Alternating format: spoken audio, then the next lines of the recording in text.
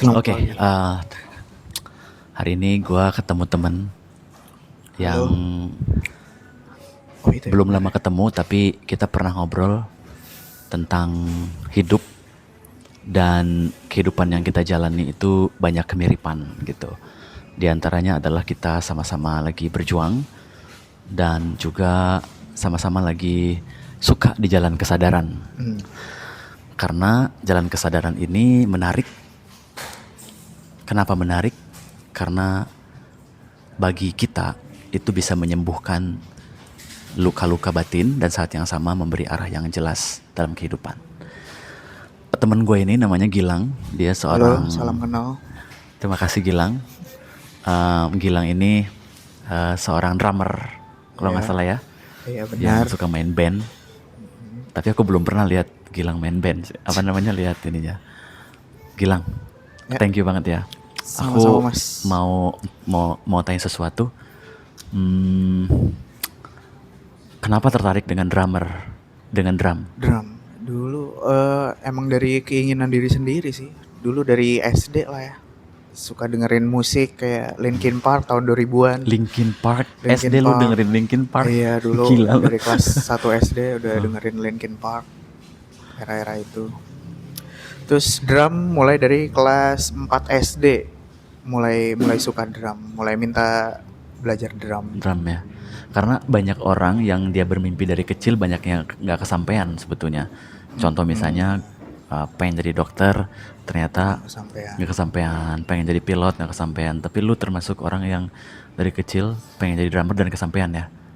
Iya, walaupun banyak hal yang tidak sesuai ekspektasi juga gitu. Misalnya apa? Banyak hal yang oh ya ternyata tidak semenyenangkan itu ya. Kalau di tingkatan profesional ternyata ya berdarah-darah juga gitu. Masih butuh banyak perjuangan walaupun didukung ya. Walaupun didukung ya. Walaupun didukung sama orang tua mungkin, tapi masih banyak perjuangan juga. Ah. Lu tadi bilang katanya berdarah-darah. Emang kalau jadi drummer itu berdarah-darahnya kayak gimana? Kebetulan terutama diri aku sendiri sebenarnya seorang ini yang pemalu ya, Pemalu, inferior gitu. introvert lah ya. Lebih ke inferior kali ya. Inferior ya. Inferior, kurang percaya diri. Hmm. Sebenarnya baru diberesin sejak 2021 nih. Oke. Setelah menemukan kesadaran. Oke, jadi sebenarnya mungkin ada peristiwa dalam hidup lo yang berdarah. Lalu ada Ya, nggak sih, kan tadi ya berdarah mungkin sejak 2015 ada masalah-masalah yang ternyata mengguncang batin gitu lah ya. oke. Terus 2015, 2021 titik balik, menemukan kesadaran gitu, titik nol, menerima penerimaan total ya istilahnya ya. Ya di situ baru ketemu nih soal-soal kesadaran gitu. Ya. Menurut lo apa sih kesadaran tuh? Kalau kita mau ngomong kesadaran lebih lanjut, kita mulai dari menurut lo kesadaran tuh apa sih? Yang aku sadari sih kesadaran tuh apa? Ilmu ikhlas kali ya. Ilmu ikhlas. Ilmu ikhlas. Ikhlas. Ketika udah pikiran tuh benar-benar mati. Emang di momen itu tuh di 2021 aku yang benar-benar nggak bisa melawan apa-apa, nggak bisa marah, cuma bisa menerima. Itulah kayak kalau aku kan basicnya Islam. Itulah aku benar-benar mengalami la ilaha illallah pertama kali itu. Mengalami ya. Kalau la ilaha illallah diomongin kan udah biasa dari dulu. Iya. Nah, sebelum cerita tentang kesadaran tadi lu bilang, wah titik balik banget di 2021. Lu boleh cerita nggak sih atau itu jadi misteri aja?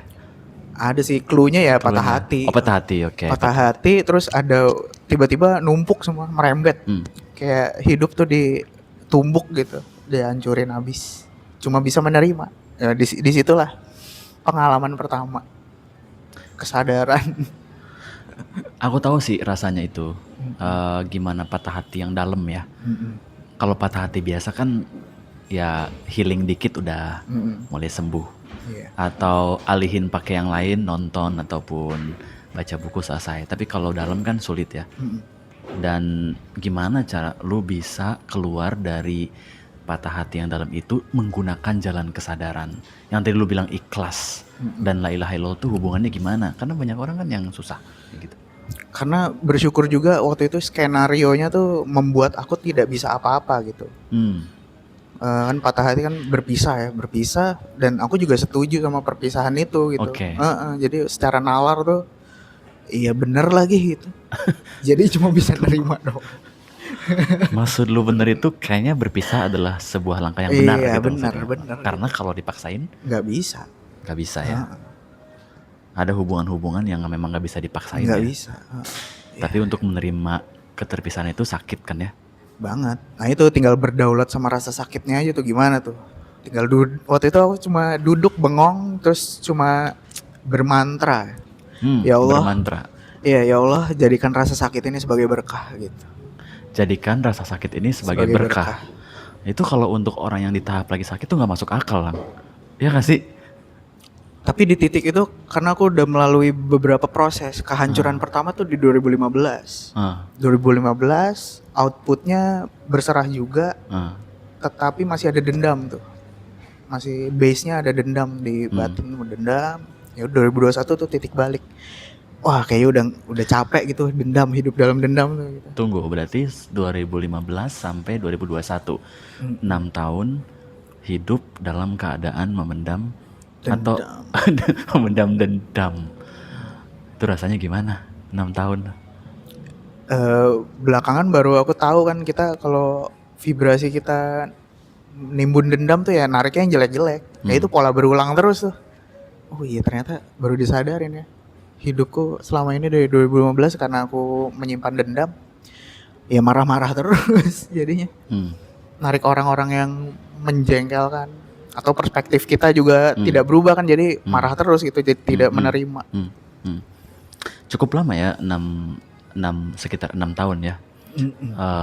Tapi begitu sembuh.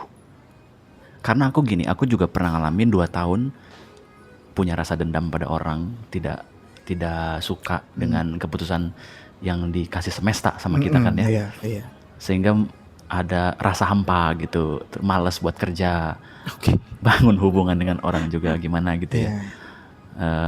Terus sama kayak Gilang, kesadaran membangunkan kita ya, membangunkan tuh kayak ya ngapain gue begini. Iya. 6 tahun atau 2 tahun tidak produktif dan orang yang bikin atau situasi bikin patah hati kita udah nggak ada gitu ya. Kita terjebak di situ. Aku rasa banyak orang yang kayak gitu, nggak bisa keluar dari situ, berputar terus. Dan yang aku lakukan adalah nyari kenapa it's happened to me. Pernah nggak ada kepikiran gitu? Kenapa peristiwa ini tuh nampol ke gue dan bikin gue jatuh gitu tuh kenapa gitu? Pernah ada kepikiran gitu? Ya baru 2021 sih. Ada muncul pikiran begitu? Karena udah menyerah ya. Udah tunduk gitu. Jadi baru muncul pikiran-pikiran yang lebih sadar lagi gitu. Sebelumnya sih cuma dendam aja itu kita menolak. Sebab gini, orang belum bisa menyerah kalau dia belum tahu alasannya, alasan penerimaan. Misalnya gini, kenapa aku ditinggalin sama dia? Karena misalnya dia dapat yang lebih baik atau aku kurang baik. Begitu ada pemahaman kayak itu terjadi penerimaan kan. Tapi kalau itu belum terjadi, enggak gue baik, dia baik, situasi oke juga. Sulit tuh pikiran kita buat memang nerima. Nah di kasus aku misalnya, ternyata kenapa hidup membawaku ke sini karena ada misalnya aku pernah melakukan kesalahan di masa lalu sehingga aku harus dibalas macam-macam lah gitu nanti itu. Kalau Gilang sendiri gimana? Ada nggak? Itu di 2021 itu ada skenario itu yang benar-benar kita ngeliat kenyataan kan. Kenyataan. Dan aku iya bener lagi. bener lagi gitu. Aku bisa nangkap benernya itu adalah penerimaan kan. Penerimaan. Kenyataan kan. Kenyataan. Dihadapkan dengan Allah gitu. Kasunyatan. Oke, nah setelah kemudian bisa nerima berarti kan mulai tuh kesembuhan terjadi. Sebelum kesembuhan terjadi, lu pernah ke dukun gak sih? Ke dukun, ke psikolog, ke psikiater, atau ke ustadz kemana gitu buat nyembuhin? Ke psikolog paling. Psikolog ya? Dari psikolog itu dikasih meditasi. Nah dari meditasi itulah. Meditasi, pintu menembus masuk untuk segalanya. Ya. Nice. Orang Islam belajar meditasi jarang, tapi ternyata begitu dipelajari itu cocok ya dengan Iya. nuansa kesadaran di dalam ajaran Islam sendiri. Cocok sekali karena dan setelah meditasi aku dapat benang merah gitu. Dulu Nabi Muhammad di Gua Hiro ngapain? Itu aku nggak tahu, itu cuma muncul di pikiran aja. Terus aku search di Google. Oh iya, dulu Tahanus namanya. Tahanus Nabi ya Muhammad, namanya ya. Tahanus. Ya udah pokoknya itulah. Berdiam diri selama 40 hari di Gua Hiro, ngapain gitu ya? Iya, sama nggak tahu deh 40 hari atau berapa hari ya? Ada banyak orang yang bilang sejarah bilang 40 hari. Dan katanya makanannya dianterin kan gitu sama itu. Iya, kayak gitu.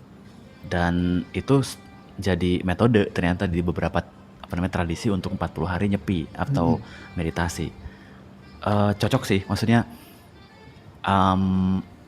aku pun nemu jalan keluar dari masalah itu pakai meditasi memang. Iya. Meditasi. Nah, apa yang terjadi setelah lukanya sembuh? Apakah hidup berbinar-binar atau hidup sekarang tetap, lebih menyenangkan? Tetap bermasalah, tapi perspektif kita udah lebih luas gitu. Oke, hidup tetap bermasalah. Hidup tetap bermasalah, tapi perspektif berubah. Terus di batin tuh kayak ada tembok emosinya gitu. Kalau dulu kan langsung langsung meledak lah gitu ya. Sekarang tuh ada yang tamengnya gitu. Oke. Nice. Dan itu selaras sih dengan peristiwa Isra Mi'raj ya. Kalau sekarang kan lagi musim Isra Mi'raj. Nabi Muhammad healing, melakukan Isra Mi'raj ke atas, ya kan? Lalu di sana dapat metode untuk healingnya sholat. Tapi begitu turun ke bumi, masalah tetap ada. Hidupnya tetap ribet dengan banyak persoalan kan gitu. Aku dapat satu inspirasi dari Gilang bahwa meskipun kita sembuh dari luka ataupun melewati badai masa lalu dan sembuh dalam keadaan sekarang, masalah tetap ada, tapi cara pandang kita pada kehidupan mulai berbeda dan lebih enak ngadepinnya. Lebih enak dan ya terus inilah dilatih terus gitu karena ya kalau aku ngomong level ya mungkin bisa dilevelin padahal tapi sebenarnya enggak juga sih. Ya gitulah, berlatih terus. Jadi kalau ada masalah tuh jauh lebih tenang dong harus ngadepin masalah. Lebih tahu kemana harus kembali sih. Ke dalam diri gitu.